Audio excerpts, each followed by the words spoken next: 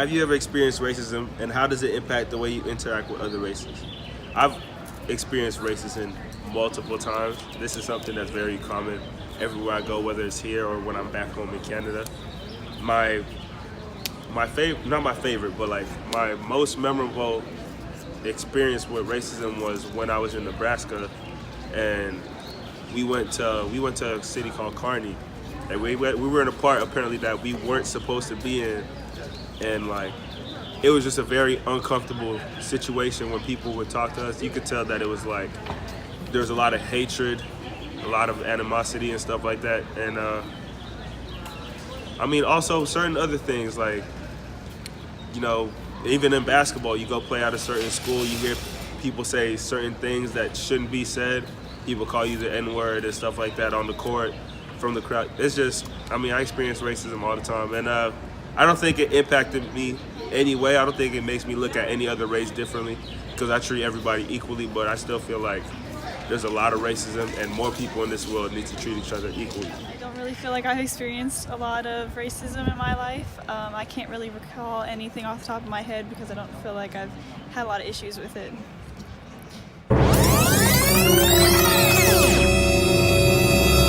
I think it could greatly improve, but I think we're off to a good start. I think we have a lot of diversity as far as international students, though there could be greater diversity in that as well because they all sometimes come, it seems that the majority of their population comes from certain continents.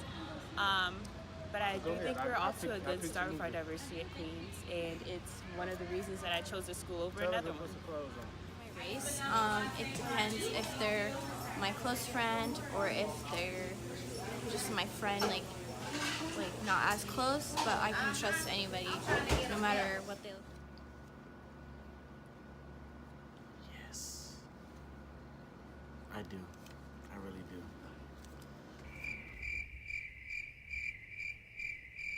On the Confederate flag, and I think it's bullshit and racist. Most definitely, because lots of times people wouldn't know about racism or all the effects unless their parents taught them the same thing. It's just something crazy going on in life that needs to be abolished. I came to Queens in 2002, and I came from the University of Virginia in Charlottesville. And if you haven't been there, then I'll just kind of give you, I think at that time, it might have been 3 to 5% underrepresented individuals. So I felt like I was coming to the same place but smaller. I was like, I called it monochrome. But over the past 10, 15 years, it's changed dramatically. For the better, I think. That's my opinion. Like, I was not going to stay here if it didn't. After I accepted the position, I was in a meeting with the chair of the department at the time, and she came to me and said that she said the president told her, now I'm not so sure that's really the case, but that I needed to wear less jewelry, and could I cut my nails some, and could I wear a suit?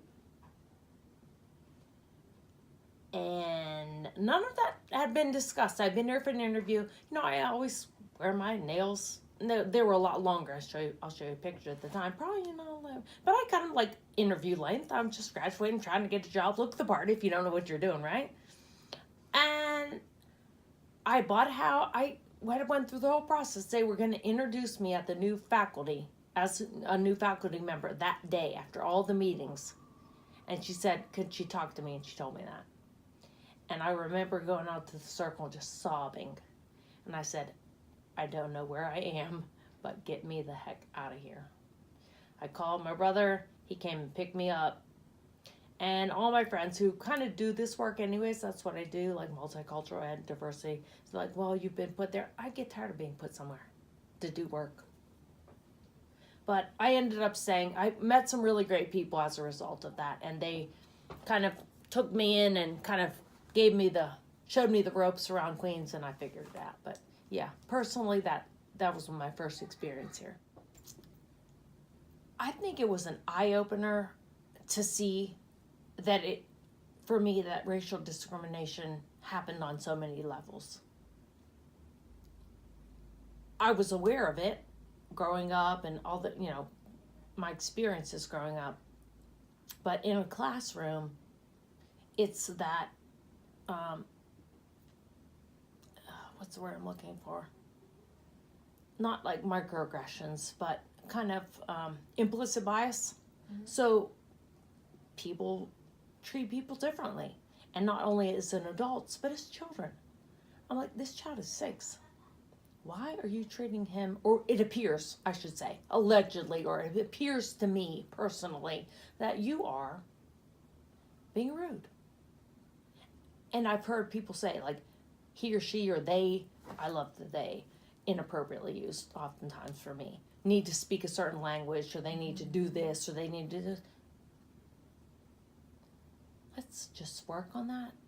There are things that we don't want to do as a disservice to by teaching our students not to do, write standard American English speaking standard, but disrespecting them and dehumanizing who they are as human beings and their parents is unacceptable. No, it is for real. I mean, Charlottesville, last year the person got run over by a white supremacist, white nationalist. I mean, killed. No, we're in it, and we're in it deep. Mm-hmm. Like, for me personally, like I said, this is all my personal, but it's kind of scary right now. The way I think about it is because it's not in your face. I'd almost personally rather have it in my face. Like, you don't have to like me or like what I do or like my friends or like anything about me, but I don't want you to do it behind my back, kind of covert operations. Like, you know what, just say it. Or just don't hang out with me or don't talk to me. It's fine. It's really not fine. But yeah, I just think that I don't get the post-racism thing. Like, we're not post. If we were post, things would have changed a lot. We're still talking about women and black women specifically in leadership roles. That shouldn't even be attached for me. It should be the woman who has the job or the person who has the job. So we're still at person and black for me. Yeah, racism. For me, racism, you're taking action. Mm-hmm. The bias acts, you have it, but do you take action on it? Mm-hmm. So the power and the action would be, for me, would be with racism. And if you, we had a conversation about power. Power is kind of like that elusive kind of conversation. But I don't think that people of color, if you want to call it that, can be racist towards each other. Mm-hmm. Because they don't have the power. Right. But if you have the power, then you can impose your racism on other people. Yes. Okay, and then what steps do you think we should take? Well, because I change think that? Yeah, so I think it's no one's comfortable. So you have to remember, we live in a large city. Mm-hmm. The dynamics of that give us a different experience than someone that grows up in the Midwest on a potato farm. Mm-hmm. Very true. So who are we writing it for? Right. Are we creating a generalized approach to history that's acceptable? Mm-hmm. Acceptable. Mm-hmm. Or are we creating a true identity of what history tells us? And then that's what we're teaching. Mm-hmm. Which may or may not land differently on individuals that are in the class. Mm-hmm. And at time could push our own bias to where it maybe offends us. Mm-hmm. But we're okay with that. Right? So stop and think about, quick thing.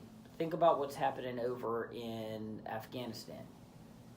Because of religious beliefs, you have people that are walking from city to city that are beheading people and doing horrible, horrible acts to individuals in the streets of the city.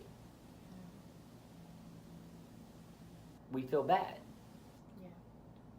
What does our own history tell us that we did back in the 30s and the 40s? Kind of the same thing in a sense. So what's different? Not a bit anything, right? So if you talk about U.S. history and you talk about the time frame of things, well, we might, have a very small section that talks about when there was separation by race and all this other stuff that was imposed and things that happened and segregation of schools and all that stuff, right? But we approach it in a very generic sort of, right, very calming pace. But we forget what was on the front end of that. Violence. A lot of violence and a lot of acts that took place that people didn't have consequences for. So I mean, so I guess what I'm saying is, so then you look over here and say, today we say this is so barbaric about what we're seeing happen in a different society. But is it so different than where we were Just a couple years ago. in the history of the? If you stop and look at the history of society, right, of the world, in that time, right, it's not been that long. Do you see it in a way before they get into a classroom? So that's an interesting second part of your conversation, of your question. If we mask it, are we any better than actually allowing it to occur? So that's my thing. Don't do it because I'm telling you to do it. If you truly want to see through someone's eyes, if you truly want to see through someone's beliefs, then get to know that individual. If you don't, there's plenty of opportunities not to do that. Yeah. That's up to you. But I can't, you have to look and say, you really have to stop and think, like, we want people to change, but we also have to, they have to be willing to go through an experience that will allow them to change. If they don't want to go through that experience, or if they fight you through that experience, they truly won't change. Now, how they talk, what they say, what they share with you might change completely. But what they say when you're not present will drastically change. Yeah, so if you look, first of all, nothing's at 100%. I loved it when that came out and they said 100% of all kids would. No, they won't. No, you're never going to get 100% of people agree. I mean, think about what all we do on a day-to-day basis. Tell me one thing that 100% of the time, when done with repetition, is going to come out to be 100%. It's right. I mean, we look at a professional baseball player and say he is a phenomenal athlete if he hits the ball 3 out of 10 times. We say that if a basketball player can shoot 80% of their free throws, they're a star basketball player that you want at the free throw line when the game's on the line. But we're going to turn around and say that 100% of our kids are going to all be at grade level every single year. All kids means all kids. So that means that includes, right, students that are on different tracks and everything else. Now, so I think that's it. I mean, I think the No Child Left Behind has so many flaws, and I think we've shown up to this point that it just 100% doesn't mean 100%. It can't be. I think you have to be individualized. You have to know the kids. You got to know what each student needs, and then you have to build a pathway for each of them that truly serves them to the best of their ability to get where they need to be.